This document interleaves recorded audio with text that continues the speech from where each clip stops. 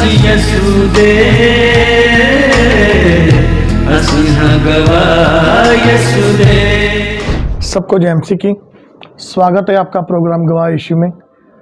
जिस तरह बाइबल में लिखा है कि तुमने मुझे नहीं चुना, मैंने तुम्हें चुना और ठहराया कि तुम फल लेकर आओ।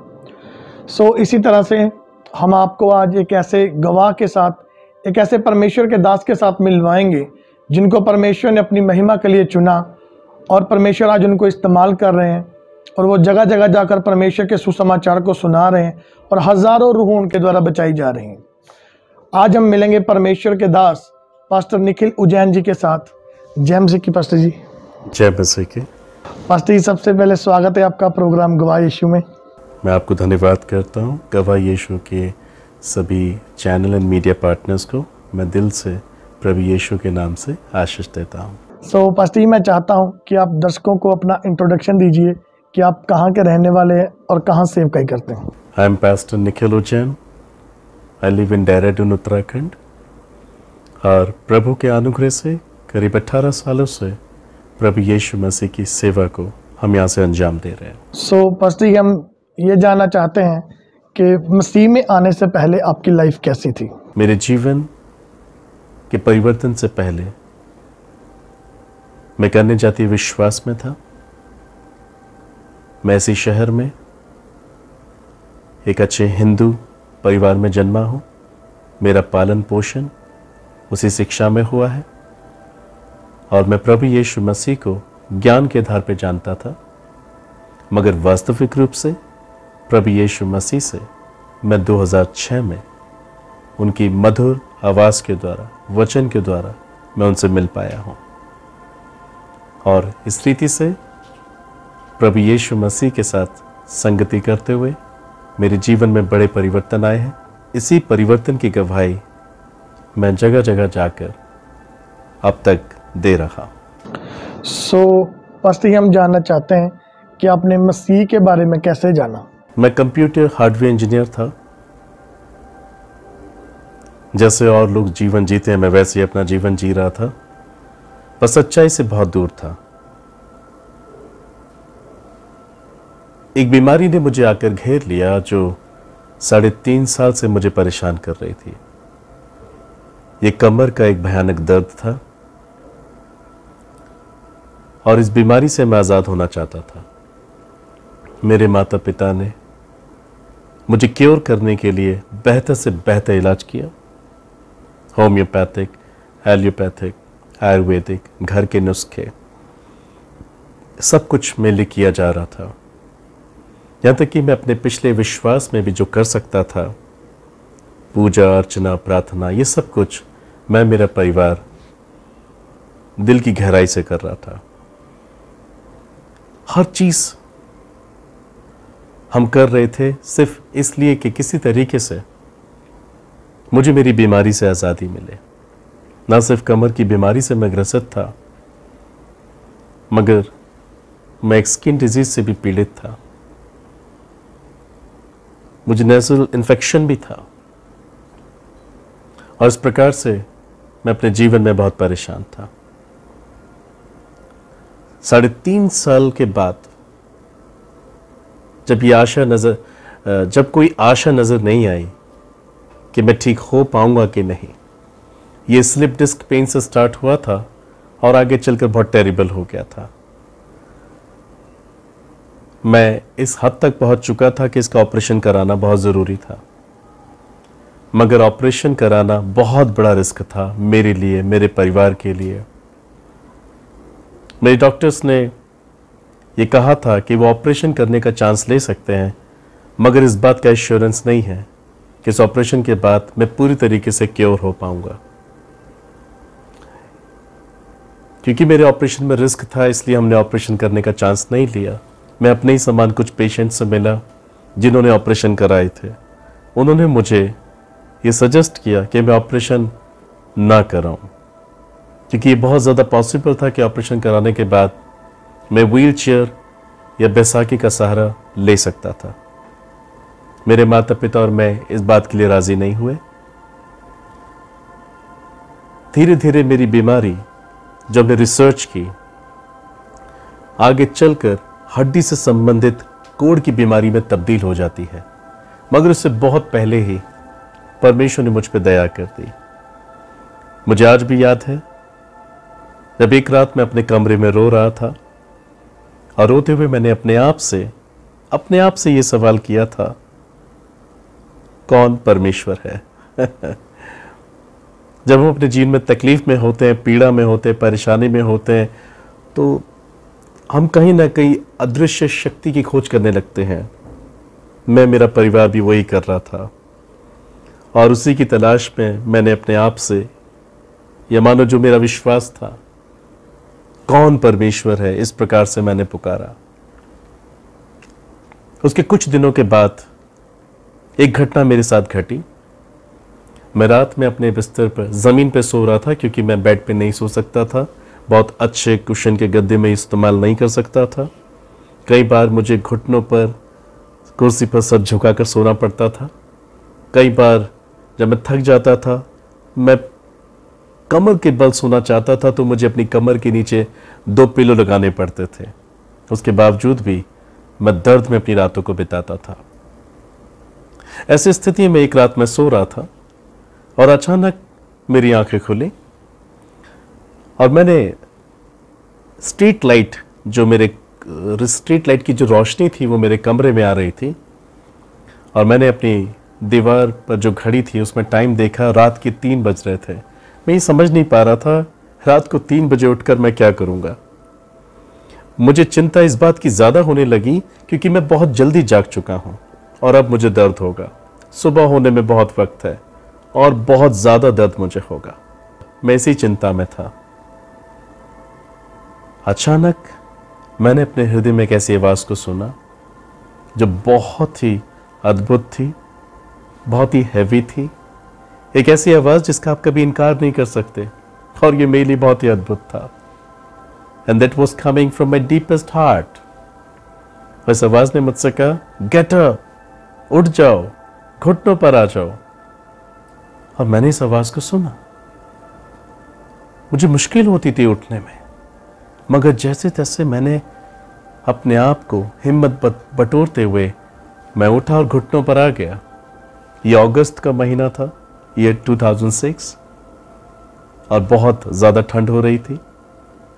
मैंने अपने चारों रज़ाई रख ली और मैं घुटनों पर बैठा हुआ था और मुझे अभी भी दर्द हो रहा था। अचानक मैंने अपनी आंखों के सामने कुछ देखा जिसमें कुछ एक दृश्य मुझे नजर आ रहे थे। मुझे ऐसा लगा कि मेरे जो नेबर हैं, मेरे पड़ोसी हैं, मेरे मित्र लोग हैं, वो मुझे रात में टॉर्च की लाइट दिखाकर शायद मुझे छेड़ रहे हैं। मैंने पीछे मुड़कर देखा तो पीछे कोई भी नहीं था। वो एक अद्भुत एक चमत्कार था और जिसके विषय में मुझे कोई ज्ञान नहीं था। जैसे कि हम पिक्चर हॉल में थिएटर हम देखते हैं, ठीक वैसे ही एक थिएटर के समान एक पर्दा मेरे सामने था। मैंने उसमें जो देखा उसको देखकर मैं हैरान हो गया। हम अक्सर अपने जीवन में ऐसे काम को कर जाते हैं जिसको हम खुद भी भूल जाना चाहते हैं। हम उसे किसी के साथ बांटना नहीं चाहते। मैं हैरान था जो मुझे दिखाया गया था। सबसे पहले मैंने ये सोचा, किसके पास मेरे जीवन की इतनी जानकारी है? झूठ, घमंड, दिखावा, स्वार्थ, निंदा, घृणा, नफरत, क्रोध, बैर, भेदभाव, जलन, संसारिक, शारीरिक, आर्थिक, सामाजिक गुलामी का जीवन जो भी मैंने जिया, उसके कुछ बहुत ही बेचैन करने वाले दृश्य मेरे सामने आए जो मैंने अपने जीवन में किए थे। एक घबराहट ने मुझे घेर लिया क्योंकि अब तक मैंने ये बातें किसी के साथ नहीं बांटी थी। फिर एक आवाज आई और वो आवाज ने मुझे कहा, क्योंकि तू पापी है इसलिए तू बीमार है, क्योंकि तू पापी है इसलिए तू असफल है। मैंने पहली बार ऐसा कुछ सुना था कि कोई आपको पापी कह रहा है और आप उसका इनकार नहीं कर रहे हैं, आप मान रहे हैं क्योंकि वो आपको आपका हृदय दिखा रहा है। और मैंने मान लिया मैं पापी हूं और मैं रोने लगा, ये जान करके मैं अशुद्ध हूं, मैं पापी हूं, इसलिए बीमार हूं और इसलिए अपने जीवन में असफल हूं। And I was screaming and I was crying, मैं पापी हूं, मैं अशुद्ध हूं, मैं पापी हूं, मैं अशुद्ध हूं। ये सब कुछ हो ही रहा था कि अचानक मैंने महसूस किया अपने कमरे में कि मेरे पांव के तलवों से लेकर मेरे सर की चोटी तक किसी आग ने मुझे घेर लिया। सूखी लकड़ियों के ढेर में जब आप आग जलाते हैं तो लकड़ियों के जलने की आवाज आपको आती है। And I could hear the noise of that fire. उस आग से जब मैं जल रहा था, मैं फील कर सकता था जैसे मेरी स्किन जल रही है। और मैं रोने लगा, मैं चीखने लगा, मुझ पर कोई पानी डालो, मुझे यहां से बचा लो, मुझे कोई बचा लो। मैंने अपने माता पिता को पुकारा, मैंने अपने साथ के पड़ोसियों को पुकारा, मगर किसी ने मेरी आवाज को नहीं सुना। मैं विश्वास करता हूं ये परमेश्वर का एक अद्भुत कार्य था जो वो मेरे जीवन में करना चाहते थे। यहां जो कुछ हो रहा था या तो उसे मैं सुन सकता था, महसूस कर सकता था, या ईश्वर। और ये बहुत ही अद्भुत अनुभव था। मेरे जीवन में कभी ऐसा कभी नहीं हुआ था। मैं चीख रहा था, मैं रो रहा था, मैं मदद की आशा लगाए हुए था, मैं अपने घुटनों से उठकर भाग जाना चाहता था, मगर मानो मेरे घुटने जैसे जमीन ने पकड़ लिए हैं। मैं नहीं उठ पाया और मैं चीख रहा था क्योंकि मैं बहुत अधिक तपन में था, आग में था। उसके तुरंत बाद मैंने यह एहसास किया कि एक ठंडी हवा, बहुत ज्यादा ठंडी हवा मेरे सर पर उतरती है और मेरे पांव के तलवे तक मुझे ठंडा कर देती है। यहां पर एक सोचने वाली बात है, आग मेरे पांव से शुरू हुई थी, मेरे सर तक गई थी, मगर यह ठंडी हवा मेरे सर से लेकर पांव के नखों तक जा रही थी और मैं बहुत ठंडा हो चुका था, लाइक फ्रोजन। और मुझे इतना याद है कि उस एक ठंडी हवा में मुझे बहुत गहरी नींद ने घेर लिया और मैं सो गया। यह अनुभव लगातार 4 दिन तक हुआ। इसके अगले 3 दिन तक यह अनुभव हुआ। 5वें दिन की बात है, मैं सुबह अपने फोल्डिंग पलंग पर सो रहा था। मैंने दीवार की घड़ी पर देखा, सुबह 8 बज रहे थे। मैं ये सोचने लगा, पिछली रात में क्यों नहीं उठा, क्योंकि पिछले 4 दिन से मेरे साथ ये हो रहा था। पिछली रात में क्यों नहीं उठा, मैं ये सोच ही रहा था। तो जैसे मेरे रोज के जीवन का हिस्सा था, मैं अपनी कमर को, अपनी बेल्ट को सीधा करता था और फिर जाके कुछ काम करता था। मैं उठा और इस तरीके से जैसे मैं अभी बैठा हूं, मैं बैठ गया। वो आवाज जो पिछले 4 दिन से आ रही थी, उस दिन सुबह 8 बजे आई। उस आवाज ने मुझसे कहा, रिमूव योर बेल्ट, अपनी बेल्ट को खोल दो। मैं सुन सकता था, मैं इस आवाज को सुन सकता था। जब कभी भी कोई मेरी बेल्ट को खोलने के लिए कहता था तो मैं नाराज हो जाता था, क्योंकि एकमात्र वो बेल्ट ही मेरा सहारा थी, जिसकी वजह से मेरी कमर में सपोर्ट मिलता था, मैं चल सकता था, मैं कुछ काम कर सकता था। मगर उस बेल्ट को खोलने पर मेरे लिए बहुत ही मुश्किल होता था। उसमें 3 प्रकार की स्ट्रेप थी। जैसे कि मैंने आपको बताया कि इस आवाज का आप इनकार नहीं कर सकते, आप इसे डिनाई नहीं कर सकते, you have to do it. और मैंने उस बात का पालन किया। मैंने एक स्ट्रेप खोला, दूसरा स्ट्रेप खोला और तीसरा खोलकर मैं पकड़ के बैठ गया, क्योंकि मुझे इस बात का अंदाजा था कि जब मैं उस तीसरे स्ट्रेप को खोलूंगा तो मेरी कमर में एक झटका आएगा और मुझे बहुत दर्द होगा, जिसमें मैं पहले से 3.5 साल से था। पर मैंने उस तीसरे स्टेप को धीरे धीरे धीरे धीरे छोड़ा। मैंने ऐसा एहसास किया कि मुझे कोई दर्द नहीं हो रहा है।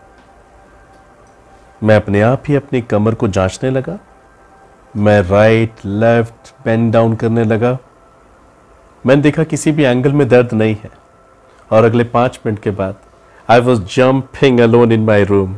3.5 साल के बाद मैं पहली बार ऐसा कर रहा था। मैंने पाया मेरी कमर की सारा दर्द चला गया।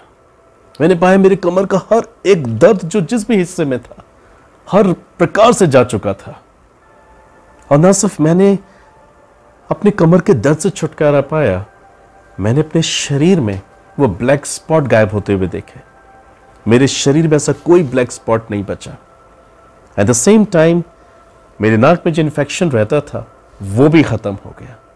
I was completely healed. उस वक्त तो मैं नहीं जानता था कि मैं कैसे ठीक हुआ हूं, चंगा शब्द क्या होता है, हीलिंग एंड ऑल, मुझे इसकी इतनी जानकारी नहीं थी।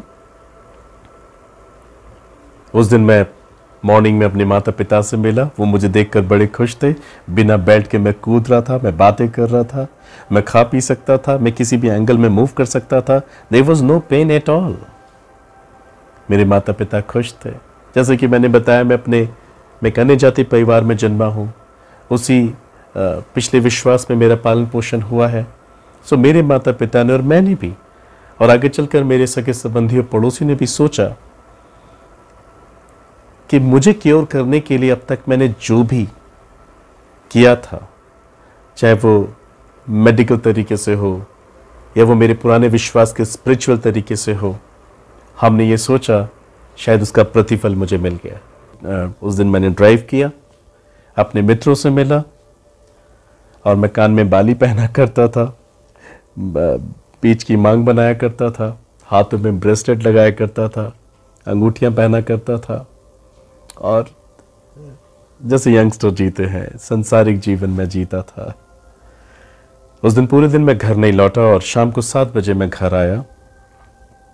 मैं अपने कमरे में जाना चाहता था, मैं आराम करना चाहता था। उस दिन मैंने अपने आप को बहुत थका लिया था और मैंने पाया कि मेरे फादर की सिस्टर और मेरी ओन सिस्टर आपस में दोनों एक दूसरे से बातें कर रहे हैं।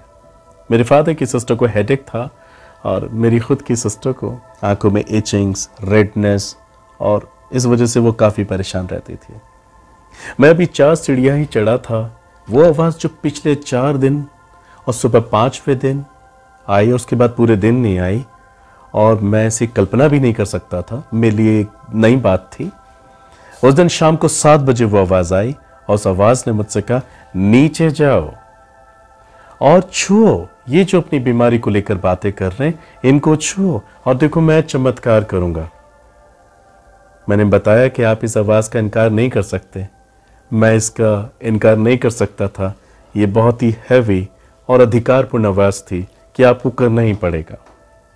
मैं नीचे आया और मैंने अपने फादर की सिस्टर से कहा, क्या मैं आपके लिए कुछ कर सकता हूँ? मैंने कहा, क्या करोगे? कुछ ऐसा कि जिससे कि आपका सर दर्द चला जाए?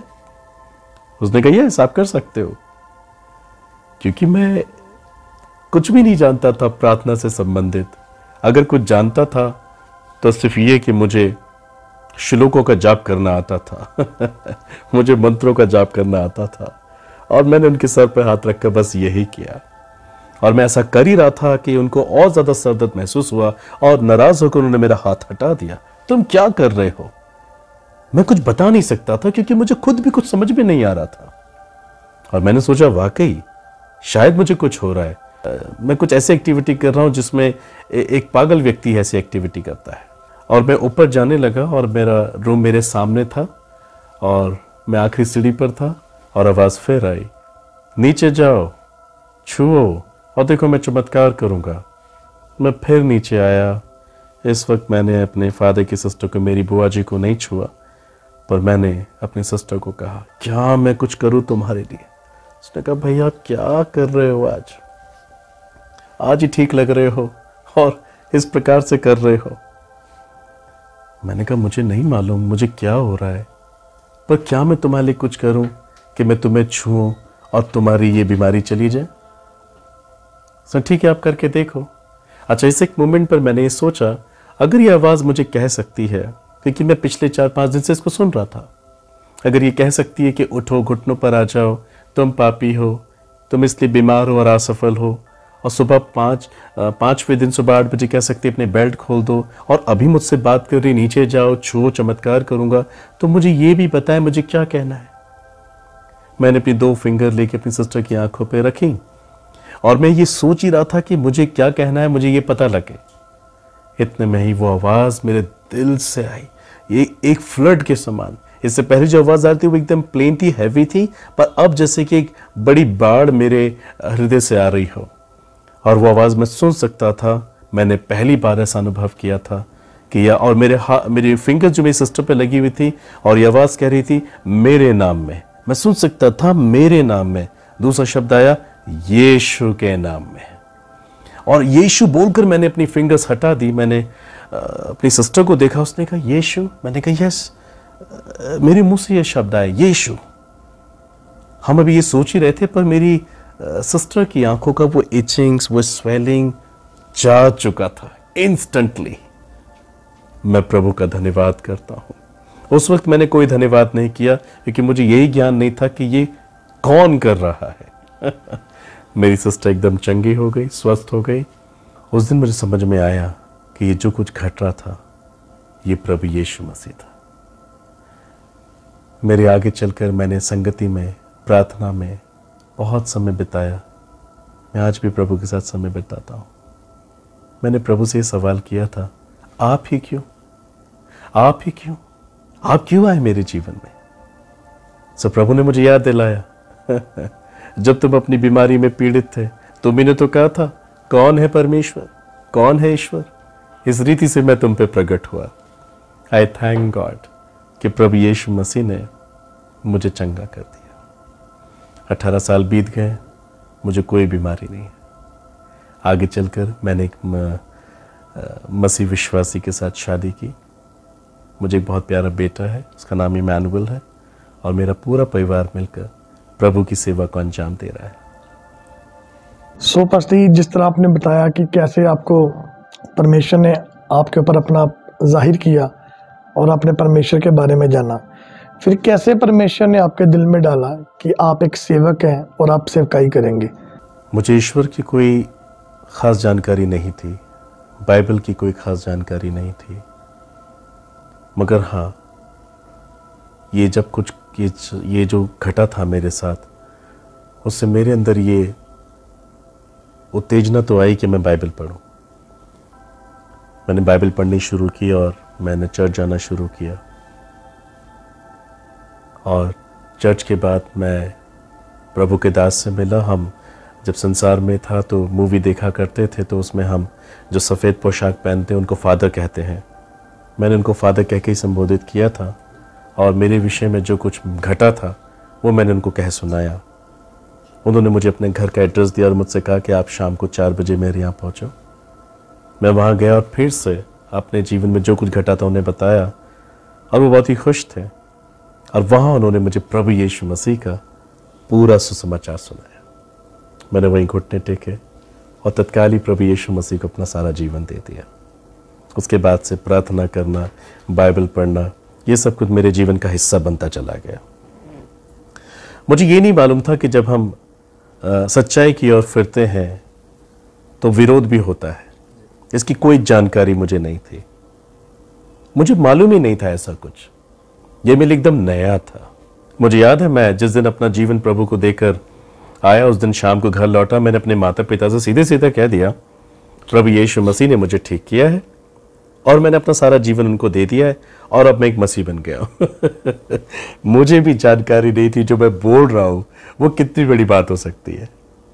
मेरे माता पिता ने शुरुआत में तो मुझे कुछ नहीं कहा, मगर जैसे जैसे उन्होंने मेरी भक्ति को, मेरे जीवन को गंभीर होते हुए देखा, तब उनको इस बात की चिंता हो गई। फिर उन्होंने मेरा विरोध करना शुरू किया। मेरे पिता सुसाइड करना चाहते थे, इतना हद तक ये विरोध हो रहा था। मेरे सगे संबंधी, मेरे पड़ोसी रिश्तेदार, सभी लोग मुझे आकर समझाने लगे थे। मेरे पिता के घर के लोग, मेरी मदर के घर के लोग, सभी लोग मुझे समझाने लगे थे क्यों मैं ऐसा कर रहा हूँ, किसने मुझे बहका दिया या किसी ने मुझे पैसा दिया, किसने मेरे मन को इस प्रकार से इन बातों में लगाया। मेरी अब तक की गवाही में कोई इंसान था ही नहीं, मैं किसका नाम लेता। ये तो मेरे सवाल का जवाब था कि कौन ईश्वर है, तो मैं किसे उनके हाथों पकड़वाता। जो कुछ था बस मैं ही था, और जो कुछ घटा था वो मेरे साथ ही घटा था। मैं अपने परिवार को, अपने सगे संबंधियों को अपने परिवर्तन के विषय में कहता कि ये वही आंखें हैं जो गलत देखती थी, ये वही जबान है जो गलत बोलती थी। आज मैं ऐसा नहीं कर पा रहा हूं, ये बहुत बड़ा परिवर्तन है। पर वो उस वक्त उन बातों को समझ नहीं पा रहे थे। जब सिचुएशन बहुत ज्यादा वर्स्ट हो रही थी, तब मैंने एक रात अपना घर छोड़ दिया था, क्योंकि मैं यीशु को तो नहीं छोड़ सकता था। और मैं एक प्रभु के दास की सहायता से 125 साल पुराने एंग्लो इंडियन चर्च में 20 दिन रहा। पहले ही दिन मैंने वहां जाकर घुटने टेक कर खूब प्रार्थना की। मैं रोया रात भर, क्योंकि मुझे नहीं मालूम था मुझे क्या करना है। मैं जब घर से निकला था, एक बैग में बाइबल और मेरी कुछ उस समय जो मैंने स्टडी की थी, कुछ सर्टिफिकेट्स एंड डिग्री डिप्लोमा लेके निकल गया था। और रात भर मैं प्रार्थना कर रहा था, प्रभु मुझे बताओ मुझे क्या करना है, मुझे जॉब दीजिए ताकि मैं अपना जीवन जी सकूं, और साथ ही मैं अपना एक धार्मिक जीवन जीता रहूँगा। सेवा क्या होती है कोई जानकारी मेरे पास नहीं थी। मिलाइन चर्चेस में आपने देखा होगा, उनकी बेंच होती है, बहुत कंफर्ट नहीं होती है, आप उसमें सिर्फ सरमन सुनने के लिए बैठते हैं। पर उस रात में उसी बेंच पर सो गया। वेरी अर्ली मॉर्निंग रात को मैंने एक सपना देखा, और प्रभु यीशु मसीह मेरी सेवकाई को दिखाता हुआ प्रकट हुआ। प्रभु ने मुझे सेवकाई से परिचय कराया कि सेवकाई क्या होती है। मुझे सुसमाचार सुनाना है, मुझे लोगों के लिए प्रार्थना करनी है। जो मेरा जीवन बदला है, मुझे जैसे पाप से निकाला है, मुझे इसी कार्य को हर एक के हृदय में करना है। लोगों को उनके पाप की इच्छा से, पाप की लालसा, पाप के मजे से बाहर निकालना है। ईश्वर के राज्य को उनके हृदय में स्थापित करना है, क्योंकि प्रभु यीशु नहीं चाहता कि कोई भी नाश हो। जैसे कि मैंने कहा था 2 पीटर चैप्टर 3 वर्स 9 कि परमेश्वर धीरज धरते हैं और नहीं चाहते कि कोई भी नाश हो। और वही बोझ प्रभु ने मुझे दिया। अगर मैं बदला हूं तो दूसरों को भी बदलना चाहिए। मगर एक और बात, प्रभु ने मुझसे वादा किया था कि इसके बदले वो मेरी हर जरूरत पूरी करेंगे। मैं जॉब मांग रहा था, उन्होंने मुझे सेवा दे दी और वो ईमानदार रहे हैं। 18 साल बीत गए हैं, मेरी हर एक घटी कमी प्रभु ने पूरी की। हालांकि बहुत ही जल्दी मेरे माता पिता ने मुझे अपने घर वापस बुला लिया, और ये मेरे जन्मदिन का दिन था 26 मार्च। एक केक कट किया गया। उन्होंने कहा तुम अपने विश्वास में जियो, हम अपने विश्वास में जिएंगे, और तुम बस साइलेंट रहकर ही मसीह बने रहना। पर ये पर्याप्त नहीं था। आगे चलकर इसने इतना बड़ा रूप ले लिया कि मेरे आसपास के लोग ही अपने जीवन में आशीष पाने के लिए मेरे घर पर आने लगे। सुबह से लेकर शाम तक लोग आते थे, गाड़ियां खड़ी हो जाती थी। मेरे पिता परेशान हो गए थे और बहुत निराश होकर उन्होंने कहा अब तुम कहीं और जगह ले लो, ये चीज़ें मैं और सहन नहीं कर सकता। वेल, उन दिनों में मेरी शादी हो चुकी थी। 2011 में मैं विवाहित हो चुका था। 2012 में प्रभु की आज्ञा पाकर मैं वहाँ से निकल गया। निकलने का मतलब ये नहीं कि मैंने अपने माता पिता को त्याग दिया। हम लोग आपस में प्रेम पूर्वक रहे और रोज़ मेरे माता पिता के साथ ही मेरा डिनर लंच होता था। मगर बस मैं वहाँ रहता नहीं था, क्योंकि मैं सेवा कर रहा था। इस रीति से मैं सेवा करता चला गया, लोगों को प्रभु यीशु का सुसमाचार सुनाया। प्रभु ने मेरा मार्गदर्शन किया। चमत्कार प्रभु करते हैं, मैंने कोई चमत्कार आज तक नहीं किया, और मुझे मालूम भी नहीं चमत्कार कैसे होते हैं। केवल प्रभु ही चमत्कार कर सकता है। मुझे इतना मालूम है, मेरा दिल साफ हुआ तो मेरा चाल चलन साफ हुआ। जैसे लिखा है, मन के नए हो जाने से तुम्हारा चाल चलन बदलता चला जाए, जिससे तुम परमेश्वर की सिद्ध भली भावती इच्छा अनुभव से मालूम करते रहो। मैंने ये बहुत बड़ा परिवर्तन अपने अंदर देखा। मेरा मन बदला तो मेरा चाल चलन भी बदला। यहाँ तक कि प्रभु ने मुझे ये भी इंस्ट्रक्शंस दी कि अपने बाल काटो, cut your hair, remove that ring. वो मैं कान में जो पहना करता था उसे रिमूव कराया, ब्रेसलेट रिमूव कराया। माय डियर ब्रदर सिस्टर, कपड़े कैसे पहनने हैं, खाना कैसे खाना है, कैसे जीवन जीना, खुदा ने मुझे पूरा बदला है। मुझे प्रभु ने कहा था तुम एक राजा की संतान हो, तुम्हें राजकुमार की तरह पेश आना चाहिए। तो आज आप जो कुछ देख रहे हैं, मेरा पहनना ओढ़ना बात करना, ये पहले नहीं था, पर आज जो कुछ है ये प्रभु यीशु मसीह का किया हुआ है। हालेलुया। सो आज अनेक हृदय बदल रहे हैं। जितनी आत्माएं मुझे बचाने के लिए चुना है उतने तो बदल रहे हैं। प्रभु अपने राज्य को हर एक हृदय में स्थापित करना चाहता है। प्रभु बहुत जल्दी आने वाले हैं, और मैं धन्यवाद करता हूं मुझे भी इस नेक काम के लिए चुना, और इस रीति से मैं अभी तक प्रभु की सेवा को अंजाम दे रहा हूं। सो पास्टर, जिस तरह हमने आपका एक वीडियो देखा था जिसमें आप बता रहे थे कि मेरी जो सेवकाई है वो चिन्ह चमत्कारों से शुरू हुई है, लेकिन जब मैंने लोगों को देखा कि वो सिर्फ उन्होंने महिमा की तो चिन्ह चमत्कारों की महिमा की, उनमें से एक भी जन ऐसा नहीं था जिसने बोला हो कि मेरा मन बदल गया, कि मैं परमेश्वर के लिए अपना जीवन देता हूँ। तो एक बात आपने उस वीडियो में बोली कि अब मेरा दिल नहीं करता ये डेमोस्ट्रेशन करने का और हीलिंग करने का, इसका क्या फ़ायदा, क्योंकि मैं श्योर नहीं होना चाहता, मैं ये चाहता हूँ कि लोगों के जीवन बदले। तो हम ये जानना चाहते हैं कि ये जो डेमोस्ट्रेशन है और ये जो हीलिंग है, क्या ये एक पास्टर अपनी मर्जी से करता है या परमेश्वर उसको उभारता है ये काम करने के लिए? देखिए, बाइबल ऐसा कहती है, सामर्थ मेरी है, even power belongs to God. If you read the book of 1 Corinthians chapter 4 verse 20, पहला कुरिन्थियों 4:20 में लिखा है, परमेश्वर का राज्य बातों में नहीं परंतु सामर्थ में है। और भजन संहिता कहता है, power belongs to God. Yes, power belongs to God. परमेश्वर अपने आप को अपनी सामर्थ अपने चिन्ह चमत्कारों के द्वारा रिवील करता है। जैसे कि आपने मुझे बताया कि मैंने ही कहा था कि मेरी सेवा चिन्ह और चमत्कार से शुरू हुई थी, इसमें कोई शक नहीं है वाकई, क्योंकि मैंने भी एक चमत्कार ही पाया था। तो चिन्ह और चमत्कार से ही प्रभु ने मुझे इस्तेमाल करना शुरू किया।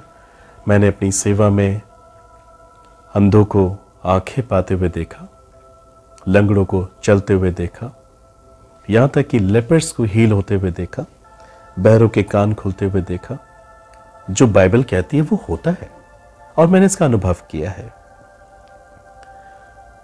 मगर मैंने एक चीज का अनुभव किया, मैंने भी चमत्कार पाया था पर मेरा मन बदल गया था, मेरी चाल चलन ही बदल गया था, मेरा जीवन जीने का तरीका ही बदल गया था। मेरे द्वारा लोग सेवा में चमत्कार देख रहे थे पर सिर्फ चमत्कार तक वो सीमित थे, उनके मन नहीं बदल रहे थे, उनके दिल नहीं बदल रहे थे।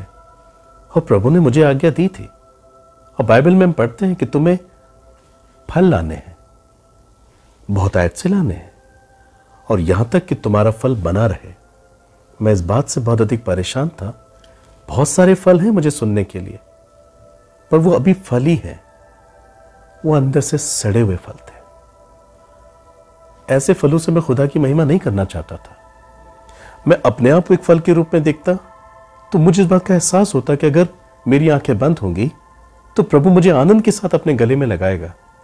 मगर इस बात का मुझे दुख भी होता कि ठीक ऐसा ही अनुभव हर कोई महसूस नहीं कर पा रहा है। तो ऐसे चिन्ह चमत्कार चंगाई का कोई फायदा नहीं कि उनकी आत्मा नहीं बच रही है। मैं ये तो नहीं कहूंगा कि इसे मैंने करना बंद कर दिया, क्योंकि चमत्कार का सोर्स मनुष्य नहीं है। चमत्कार का जो सोर्स है वो परमेश्वर है। आप चिन्ह चमत्कार चंगाइयां प्रोफेसीज खुद नहीं कर सकते, हम इसके योग्य भी नहीं हैं, मगर उसका आत्मा ही है जो ऐसे कामों को करने के लिए हमें उपयोग करता है। करते वो हैं तो उन्हीं को महिमा मिलनी चाहिए। सो मेरे द्वारा भी उन्होंने किया, पर बहुत अधिक जब गवाहियों का समय होता था तो मैंने सिर्फ चंगाइयों की गवाहियां ही सुनी, चमत्कार की गवाहियां सुनी, पर एक हृदय ऐसा नहीं आता, ना आया मेरे वक्त में कि मैंने अपना जीवन प्रभु को दे दिया। तो मुझे इस बात से एहसास हुआ कि क्या फायदा अगर मैं आत्मा ही नहीं बचा पा रहा हूं।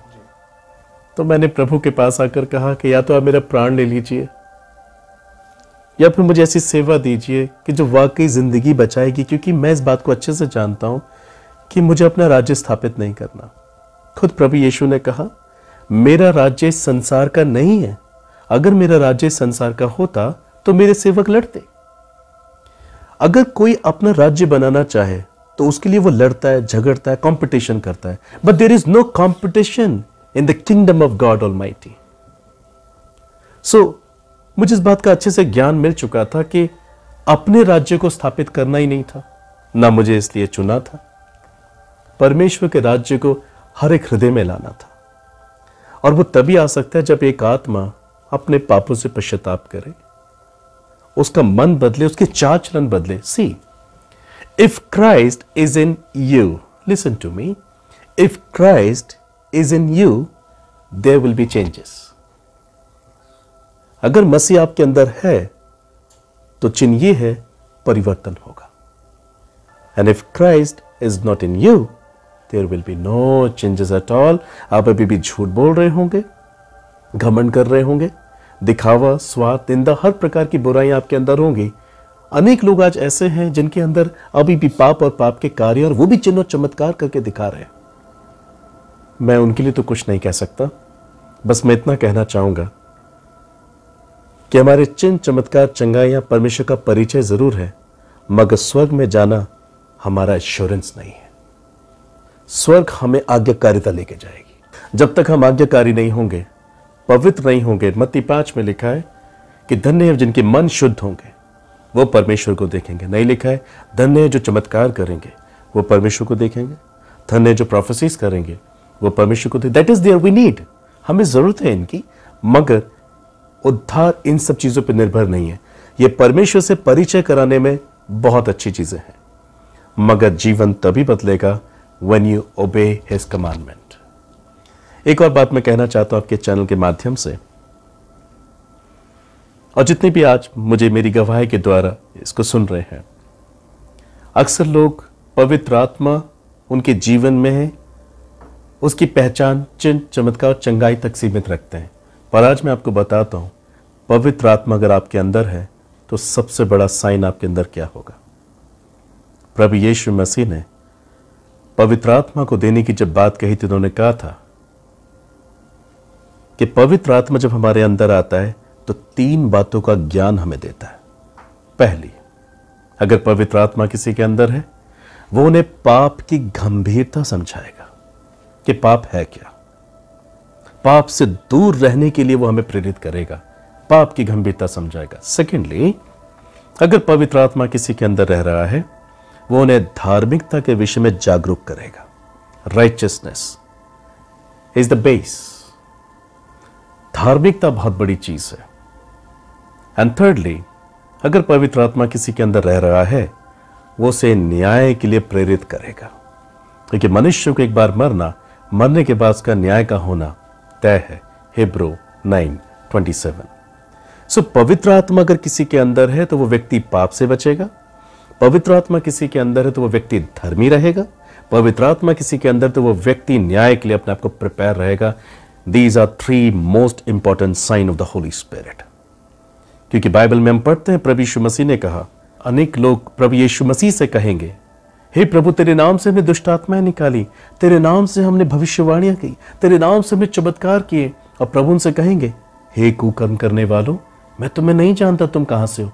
प्रभु ऐसा क्यों कह रहे? इन्होंने तो चमत्कार किए हैं। इन्होंने चमत्कार किए, पर इनके अंदर परिवर्तन नहीं था, क्योंकि ये पवित्र आत्मा ठीक से समझ नहीं पाए।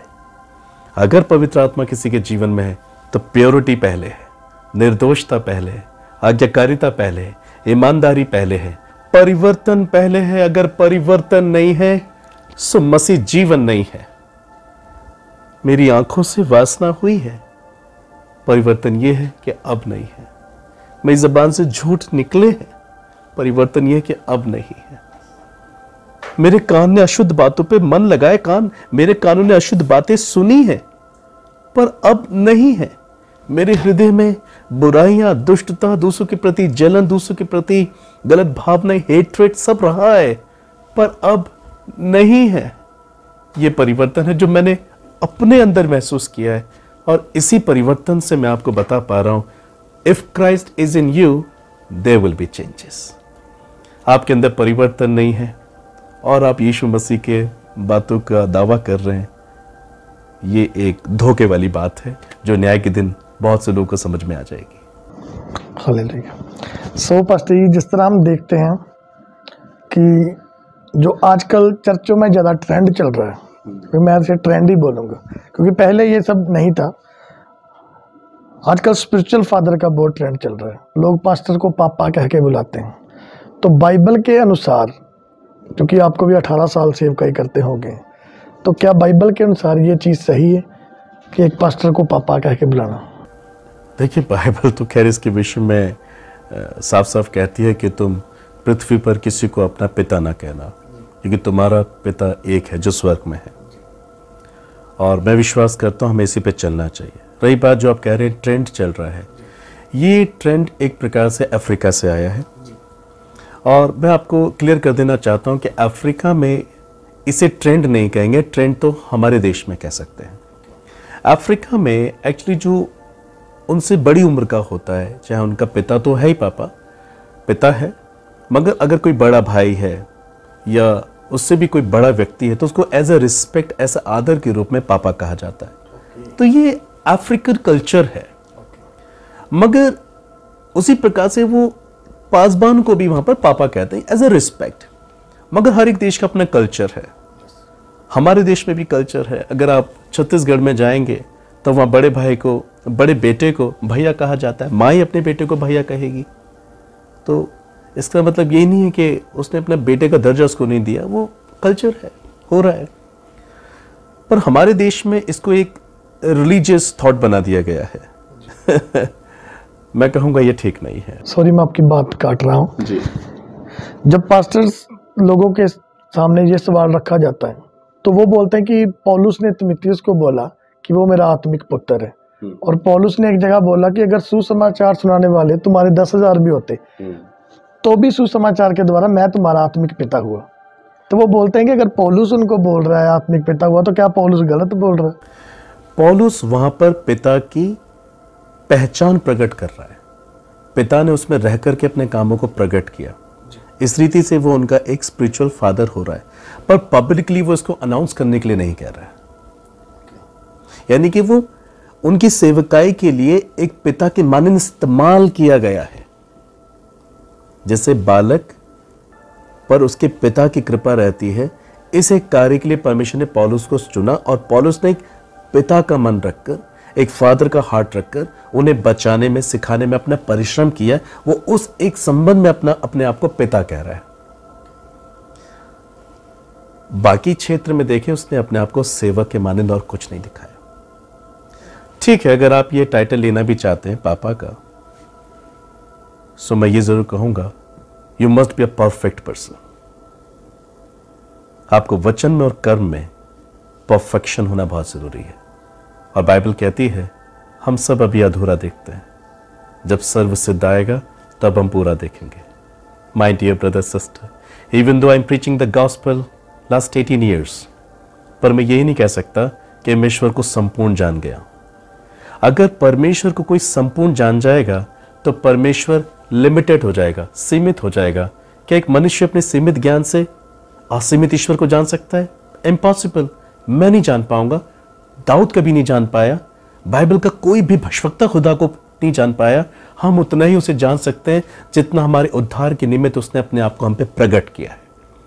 सो जो सब कुछ जानता है वो इसके पास अधिकार है ये कहने का कि पापा या पिता हम उसे कह सकते हैं। मैं एक भाई हो सकता हूं, प्रभु का दास हो सकता हूं, जितना मुझे आपको बचाने के लिए ग्रेस मिला है मैं उतना ही अपने, क्योंकि बाइबल कहती है कोई भी अपने आप को उससे बढ़कर ना समझे जैसा कि उसको समझना चाहिए। मैं नहीं समझता कि मेरे अंदर वो क्वालिटीज है कि मैं पिता बन जाऊं, क्योंकि मैं सब कुछ नहीं जानता। सब कुछ जानने वाला तो परमेश्वर है। तभी प्रभु यीशु ने कहा पृथ्वी पर किसी को अपना पिता ना कहना।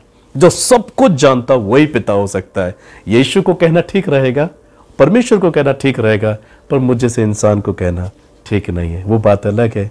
मेरी प्रार्थनाओं से अनेक लोगों ने आशीष पाई, उद्धार पाए, but I am not the source, I am not the miracle worker and I am not Jesus, I am just a follower of Jesus. क्योंकि मुझे भी स्वर्ग जाना है और आपको भी स्वर्ग जाना। तो हम किसी के विषय में आपको बता रहे हैं, पर जिसके विषय में हम आपको बता रहे हैं वो हम खुद नहीं है। सो आपका एक ही पिता है। सो पास्टर जी, जिस तरह बाइबल में लिखा है कि अंत के दिनों में झूठे भविष्यवक्ता उठ खड़े होंगे और चिन्ह चमत्कार करेंगे। यहाँ तक लिखा है कि बाइबल में कि मेरे नाम में वो मुर्दे तक जिंदा कर देंगे। अब एक चर्च में मान लो हीलिंग हो रही है, चिन्ह चमत्कार हो रहे हैं, भीड़ लग रही है, काफी काम हो रहे हो भी प्रभु यीशु मसीह के नाम से हो रहे हैं। अब लोगों का ये रहता है कि उन्हें कैसे पता चले कि ये जो पास्टर है या प्रॉफिट है या अपोस्टल है ये सही है या गलत है। इसके लिए जो कलीसिया है उनको कैसे पता चलेगा? मैं ये कहना चाहूँगा कि हमें ये आत्मिक दृष्टि होनी चाहिए। जैसे बाइबल में पौलुस कहता हर एक आत्मा पे विश्वास मत करो वरना आत्माओं को परखो। हमारे पास ये परख होनी चाहिए जिससे हम ये सिद्ध कर सकें ये बात या ये घटना, ये कार्य परमेश्वर की वचन के अनुसार है, परमेश्वर की ओर से है या एक प्रकार का छलावा है। बाइबल में जो चमत्कार शामिल हैं, मैं बताना चाहूंगा कि चमत्कार परमेश्वर का परिचय जरूर देता है, मगर आज्ञाकारिता ही हमें बचाएगी। अब कैसे पहचानेंगे जो अब चिन्ह चमत्कार हो रहे हैं वो खुदा की ओर से हैं या शैतान की तरफ से? क्योंकि आपने कहा वो नाम तो यीशु का ही ले रहे हैं। पहचान ये है, जिस सुसमाचार को प्रभु यीशु मसीह ने प्रचार किया वो आपको संसार से निकलने के लिए प्रेरित करता है। ऐसे सीखें। चेलों ने प्रभु यीशु मसीह को एक भव्य मंदिर दिखाया, उसकी खूबसूरती को दिखाया और कहा, प्रभु देखिए कितना सुंदर भवन है, कितना आलीशान भवन है। प्रभु यीशु ने कहा, यहां पत्थर से पत्थर भी ना छूटेगा जो ढाया ना जाएगा। कहने का मतलब क्या है? अगर तुम मेरे पीछे चल रहे हो, मुझे प्रभु ग्रहण कर चुके हो, तो संसार में किसी भी खूबसूरत चीज पर ध्यान मत लगाओ, तुम्हें ये छोड़ के जाना पड़ेगा। कहने का मतलब है सुसमाचार अगर वास्तव में खुदा की ओर से आ रहा है, जिसे यीशु ने, चेलों ने प्रचार किया, तो वो आपको संसार से, उसकी वस्तुओं से ध्यान हटाने के लिए प्रेरित करेगा। क्योंकि पौलुस कहता है जब से वो खुदा में आया है संसार की दृष्टि में कूड़ा बन गया है। No interest at all in the world. खुद प्रभु यीशु मसीह के चेलों ने अपना सब कुछ त्याग कर, हर चीज त्याग कर उन्होंने यीशु को फॉलो किया। प्राचीन काल के भविष्यवक्ताओं ने अपना सब कुछ त्याग कर यहोवा परमेश्वर को हासिल किया। आज लोग यीशु मसीह से सब कुछ पाकर उन्हें हासिल करने की कोशिश कर रहे हैं। ये बहुत बड़ा छलावा है। We must be careful. जो सुसमाचार प्रभु यीशु की ओर से है वो आपको संसार, उसकी वस्तु से मन फिराने के लिए प्रेरित करेगा। मैं अपने आप से एक अनुभव देना चाहता हूं। जब मैं प्रभु को नहीं जानता था, मेरे भी सपने औरों के समान थे कि मैं अमीर बनूं, बहुत पैसा कमाऊं, बड़ी गाड़ियों पे चलूं, बड़े घर में रहूं। मेरे भी ऐसे ही सपने थे। मगर जब मैंने यीशु मसीह को, उनके स्वभाव को जाना, खुद प्रभु ये सब ग्लोरी छोड़कर आया था हमें बचाने के लिए। मैं कौन सी ग्लोरी को पाने के लिए प्रभु के संग चल रहा हूं? याद रखिए, प्रभु ने यह तो कहा है कि वो आपको हाथ फैलाने नहीं देगा। यह हमारी सबसे बड़ा एश्योरेंस है। परमेश्वर आपको वो कभी नहीं देंगे, ना देना चाहते हैं जो आपको अच्छा लगता है। Listen to me. परमेश्वर आपको वो कभी नहीं देंगे, ना देना चाहते हैं जो आपको अच्छा लगता है, मगर परमेश्वर आपको वो सब कुछ देंगे जो आपके लिए अच्छा होता है। बहुत फर्क है। परमेश्वर का सुसमाचार आपको बड़ी गाड़ी देने के लिए नहीं आया, बड़े महल देने के लिए नहीं आया। हम ये जानना चाहिए इससे परमेश्वर का क्या फायदा हो रहा है। वो आपको हाथ फैलाने नहीं देंगे, टुकड़े मांगते हुए नहीं। आप देखेंगे अपने आप को, ये हमारे लिए बहुत बड़ी आशीष है। मैं आज बड़े घर में नहीं हूं, पर प्रभु ने जो मेरे लिए अच्छा घर रखा था उसमें तो हूं।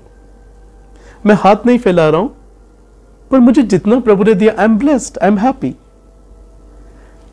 प्रभु यीशु मसीह का वचन कहता है लूका 18 में, वो कंगाल आत्माओं को धनवान बनाने के लिए आया। तो वाकई जिसे हम कह सकते हैं मैं धनवान, वो हमारी आत्मा है। 18 साल से पहले मैं कंगाल आत्मा में था, पर आज यीशु मसीह के द्वारा मैं धनवान आत्मा में हूं। हालेलुया। सो ब्रदर सिस्टर, और मैं आपके चैनल के माध्यम से कहना चाहूंगा कि अगर आप प्रभु यीशु मसीह का वचन संसारिक आशीषों को ही दिखा के प्रचार कर रहे हैं, इसका मतलब वो सुसमाचार प्रभु यीशु मसीह की ओर से नहीं है। क्योंकि जो सुसमाचार प्रभु यीशु की ओर से है वो आपको इन सब चीजों को छोड़ने के लिए प्रेरित करेगा। यीशु ने खुद कहा मत्ती को, मेरे पीछे आओ। चेलों को, मेरे पीछे आओ। और लिखा है वो अपनी नाव और अपने जाल छोड़कर यीशु के पीछे हो लिए। एक समय पर प्रभु यीशु मसीह ने जब अपने खून और बदन को खिलाने की बात की थी, अनेक लोगों ने उसका तिरस्कार किया और यीशु के सुसमाचार से फिरकर चले गए। यीशु पीछे मुड़े और अपने चेलों से कहा, क्या तुम भी चले जाना चाहते हो? उसने कहा, नहीं प्रभु, जीवन की बातें तो आपके पास है, हम अपना सब कुछ छोड़कर आपके पीछे हो लिए। सो छोड़ना बहुत इंपॉर्टेंट। देखिए, हासिल करना बहुत बड़ी मेहनत नहीं है, मगर त्यागना बहुत बड़ी मेहनत है। बलिदान आज्ञाकारिता है, पाना आज्ञाकारिता नहीं है। आप मेहनत करेंगे, आप कोशिश करेंगे, आपको मिल जाएगा, मगर इनकार करना, त्यागना, बलिदान करना बहुत टफ है, हर कोई नहीं कर सकता। वो वही कर सकता है जिसके अंदर खुदा वास करता है। आपका जो सवाल है कि ये जो हो रहा है संसार में, मैं यही कहूँगा प्रभु यीशु की भविष्यवाणी पूरी हो रही है। बहुत से ऐसे सुसमाचार को प्रचार करेंगे जिसमें नाम तो यीशु होगा, वचन भी यीशु का होगा, मगर कार्य शैतान के होंगे। क्योंकि शैतान ने कि यीशु मसीह को कहा था, अगर तू मुझे दंडवत करे, मुझे प्रणाम करे, तो जो कुछ संसार में है वो मैं तुझे दे दूंगा। और अगर संसार को देकर आप सुसमाचार प्रचार कर रहे हो तो आज भी शैतान वास कर रहा है, आज भी शैतान वास कर रहा है। संसार को परोस कर कम टू जीसस, आपके अकाउंट में ढेर सारा पैसा आएगा। कम टू जीसस, आप अब्रॉड में सेटल हो जाएंगे। Come to Jesus. पवित्र आत्मा इन चीजों के लिए नहीं आया कि आपका टेलीफोन नंबर बताए, आपका अकाउंट नंबर बताए। इससे क्या मिल रहा है? क्या एक व्यक्ति पछताएगा, पश्चाताप करेगा? वो तो और ज्यादा संसार में मजबूत हो जाएगा। उसके लिए पैसा, दौलत, शोहरत, गाड़ियां, अब्रॉड में सेटलमेंट, ये सब कुछ हो जाएगा। आप पहचानिए परमेश्वर का कार्य। प्राचीन काल के सभी लोगों ने अपना सब कुछ त्यागा तो खुदा को रिसीव किया। चेलों ने भी अपना सब कुछ त्यागा तो यीशु को हासिल किया। यीशु मसीह का वचन सच में साबित होगा आगे चलकर। बुलाए हुए तो बहुत थे, चुने हुए थोड़े थे, क्योंकि चुनों ने अपना सब कुछ त्यागा और यीशु मसीह के पीछे चले। हालेलुया। सो प्रभु आपको एक बेहतर जीवन देंगे। मेरे कहने का मतलब है, जो आपके लिए अच्छा है वो आपको जरूर देंगे, पर जो आपको अच्छा लगता है वो आपको नहीं देंगे। पस्टी, जो अभी भी लोग अंधकार में, जो अभी भी लोग पाप में फंसे, आप उनके लिए क्या मैसेज देना चाहते हैं? यीशु ने कहा, जो कोई मेरे पीछे आना चाहे वो अपने आप का इनकार करे, अर्थात अपनी इच्छाओं का, अपनी कल्पनाओं का, जो आप चाहते, जो शरीर चाहता है उसका इनकार करें। अगर आप ये इनकार नहीं कर सकते तो आप क्रूस भी नहीं उठा सकते, क्योंकि क्रूस दुख को, बलिदान को, इनकार को दर्शाता है, खुद का और संसारिक ऐसी तमाम अभिलाषाओं का जो परमेश्वर के राज्य में चलने में हमारी रुकावट खड़ा करती हैं। यदि आप अंधकार से निकलना चाहते हैं तो आप तभी निकल पाएंगे जब यीशु ही आपकी सच्ची दौलत बन जाएगा। अय्यूब कहता है, यदि मैं अपने हाथ को चूम लेता तो ऐसा करके मैंने परमेश्वर का इनकार कर दिया होता। हम तो अपने आप से भी प्यार नहीं कर सकते। परमेश्वर ही सर्वसिद्ध है। परमेश्वर ही मेरे जीवन, मेरे क्षेत्र में प्रथम स्थान होना चाहिए। आप तभी इस अंधकार से, झूठ के भ्रम से, दुनिया से तभी निकल पाएंगे जब ईश्वर ही आपके लिए सर्वोत्तम होगा। तो अगर आप अपने पापों से क्षमा पाना चाहते हैं, आप पाप से पश्चाताप करना चाहते हैं, तो वो मात्र यीशु मसीह के द्वारा संभव है। जैसे प्रेरितों के काम 4:12 में लिखा है कि स्वर्ग के नीचे, पृथ्वी के ऊपर मनुष्य में और कोई नाम नहीं दिया गया जिसके द्वारा हम उद्धार पा सकें। तो दुनिया की दौलत और दुनिया की बड़ी गाड़ियां, विदेश में सेटलमेंट आपका उद्धार नहीं कर सकते, मगर एक पश्चातापी हृदय ही एक सच्चा उद्धार प्राप्त कर सकता है। और मैं अपने लिए कहूं तो मैंने एक बात पाई है, मेरे उद्धार होने के बाद मुझे अब संसार से कुछ नहीं चाहिए, क्योंकि जो यीशु ने मुझे दिया, मैं सेटिस्फाइड हूँ, मैं संतुष्ट हूँ। और हर वक्त मुझे एहसास होता है कि मुझसे ज़्यादा अमीर कोई नहीं है, क्योंकि मेरे पास उद्धार है। ऐसे ही महसूस आपको करना चाहिए। अगर आपके पास उद्धार है, प्रभु का अनुग्रह बस काफ़ी है और कुछ नहीं चाहिए। हमें अपने फाटक को खुद नहीं बढ़ाना चाहिए। अगर प्रभु बढ़ाएंगे तो किसी रीज़न से बढ़ाएंगे, ये भी याद रखें। अगर प्रभु इस घर को और बड़ा करेंगे तो कि कोई मकसद होगा, वो मकसद पूरा भी होना चाहिए। पर अगर मेरी महिमा के लिए सब कुछ बढ़ रहा है तो वो खुदा की ओर से नहीं है, खुदा की ओर से नहीं है। दाऊद को सब कुछ दिया पर उससे परमेश्वर की महिमा हुई। मैं बस इतना कहना चाहूंगा कि ये सब चीजें काम में लाते लाते खत्म हो जाएंगी। ईश्वर का राज्य ये है कि आप क्षमा प्राप्त करें, उद्धार प्राप्त करें, जीवन की पुस्तक में आपका नाम दर्ज हो और आप सदा के लिए अनंत राज्य में निवास करें। ये परमेश्वर की पहली और अंतिम इच्छा है कि एक इंसान पश्चाताप करे, पवित्र बने। इसको छोड़कर आप सब कुछ हासिल करें, प्रभु यीशु मसीह के नाम की महिमा करें, उसने मुझे पैसे दे दिए, गाड़ियां दे दी, ये प्रभु यीशु का सुसमाचार नहीं है। आई होप आप सब समझ पाए। God bless you. पास्टर जी, हम आपका बहुत बहुत धन्यवाद करते हैं कि आपने अपना कीमती समय दिया हमारी गवाह यीशु की पूरी टीम आपका धन्यवाद करती है। So thank you pastor ji, जय मसीह की। Thank you so much. प्रभु आपको और आपकी सेवा को बहुत ऐद से आशीष दे। Thank you. जिस तरह से आपने देखा कि कैसे परमेश्वर ने इनके जीवन में काम किया, कैसे परमेश्वर ने इनको अपनी महिमा के लिए चुना और आज ये परमेश्वर की महिमा के लिए सेवकाई को कर रहे हैं और रूहों को बचा रहे हैं। परमेश्वर के अनुग्रह के द्वारा ये जगह जगह जाके सुसमाचार सुना रहे हैं और परमेश्वर के काम को कर रहे हैं। मेरा विश्वास है इस बड़ी गवाही के द्वारा परमेश्वर आपके जीवन में एक बड़ा बदलाव लेकर आएंगे। सबको जय मसीह की। तो मेरे प्रिय भाई बहनों, अभी आपने एक बहुत बड़ी अद्भुत गवाही को सुना। तो मेरा विश्वास है परमेश्वर इस गवाही के द्वारा आपके जीवनों में 100 गुना फलों को लेकर आएगा।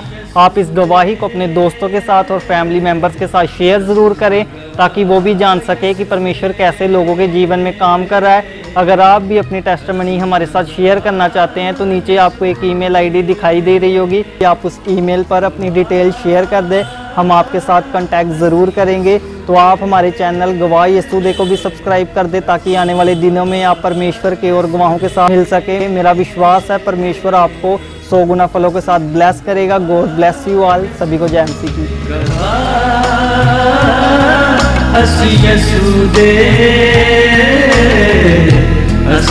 गवाह यीशु दे।